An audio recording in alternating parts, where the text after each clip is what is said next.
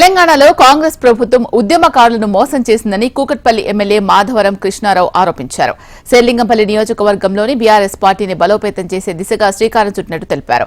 ఇందులో భాగంగా కూకట్పల్లి, హైదర్ నగర్ డివిజన్లకు చెందిన పలువురు తెలంగాణ ఉద్యమకారులు తిరిగి బీఆర్ఎస్ లో చేరినట్లు తెలిపారు. ఏడాది పాలనలోనే కాంగ్రెస్ ప్రభుత్వం ఎలాంటిదో అందరికీ అర్థమైందని విమర్శించారు.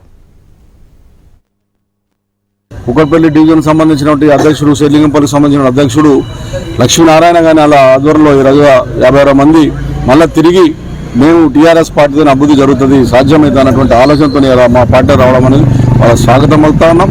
ప్రజల పక్షాన టీఆర్ఎస్ పార్టీ ఎప్పటికి ఉంటుంది, ప్రజల పక్షాన నిలబడుతుంది, అన్ని వర్గాలను కాపాడుకునే ప్రయత్నం చేస్తాం.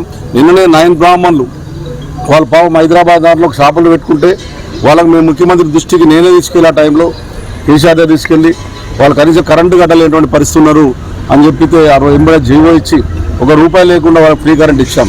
వాళ్ళకి ఇప్పుడు ఫ్రీ కరెంట్ ఎత్తేసి వాళ్ళు సుమారుగా ఫ్రీ కరెంట్ అయితే వాళ్ళు 30-40 వేల బిల్లులు వచ్చే అవకాశాలు తీసుకొచ్చారు.